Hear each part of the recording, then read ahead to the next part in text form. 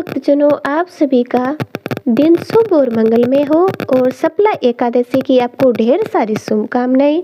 आज हम करेंगे पौष मास कृष्ण पक्ष में एकादशी क्या है, उस दिन कौन से देवता का पूजन किया जाता है, उसकी क्या विधि है, कृपया हम बताएंगे।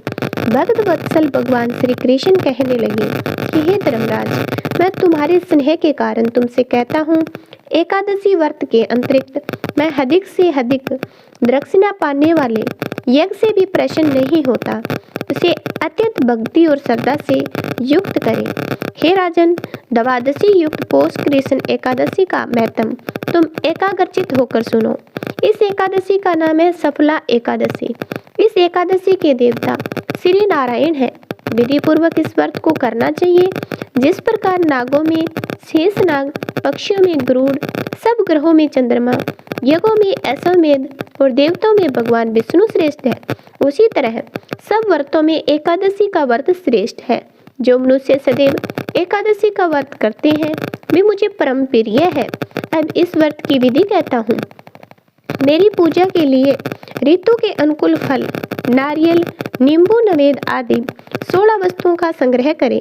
इस सामग्री से मेरी पूजा करने के बाद रात्रि में जागरण करें। इस एकादशी के व्रत से समान यज्ञ, तीर्थ, दान, तप तथा कोई दूसरा व्रत नहीं है।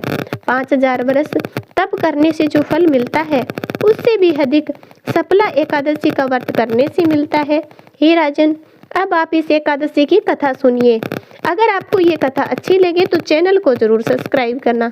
अब हम करते हैं सफला एकादशी की संपूर्ण कथा। चंपावती नगरी में एक महिष्मान नाम का राजा राज्य करता था। उसके 4 पुत्र थे। उन सब में लुम्पक नामक बड़ा राजपुत्र महापापी था। वह पापी सदा पर स्त्री और वेश्यागामी था।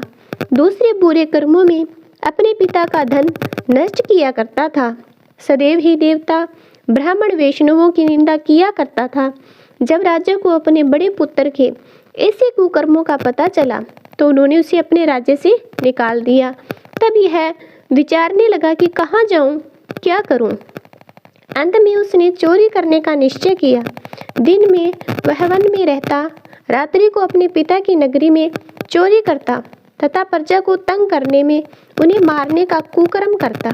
कुछ समय पश्चात सारी नगरी भयभीत हो गई। वह वन में रहकर पशु आदि को मारकर खाने लगा। नागरिक और राज्य के कर्मचारी उसे पकड़ लेते हैं किंतु राज्य के भय से छोड़ देते हैं। वन के एक अति प्राचीन विशाल पीपल का वृक्ष था। लोग उसकी भगवान के समान पूजा करते थे। उसके वृक्ष के नीचे वह महापापी लुम्पक रहा करता था।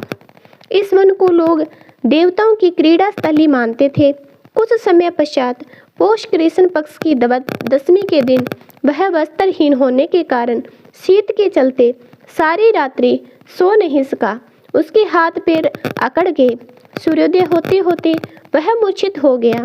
दूसरे दिन एकादशी को मध्याह्न के समय सूर्य की गर्मी पाकर उसकी मूर्छा दूर हुई। गिरता पड़ता वह भोजन की तलाश में निकला। पशुओं को मारने में समर्थ नहीं था।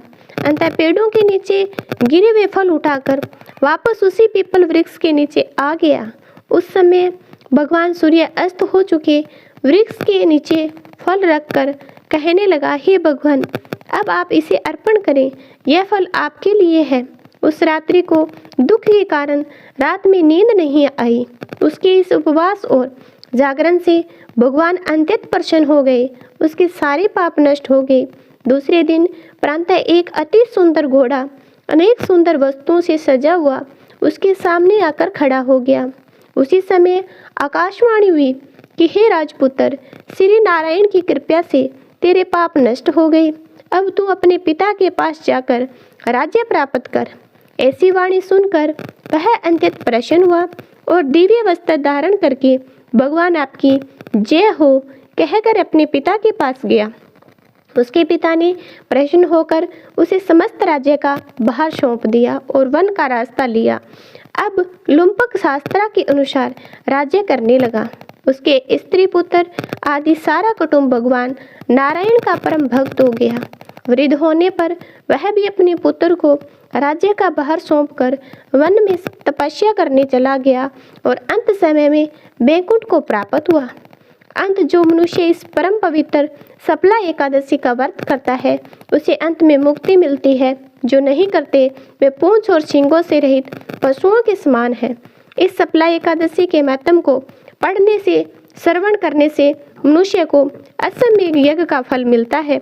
इसी प्रकार ये हमारी कथा आपको अच्छी लगी है तो चैनल को सब्सक्राइब जरूर करना, ऐसी कथा तथा ऐसी वीडियो को देखने के लिए।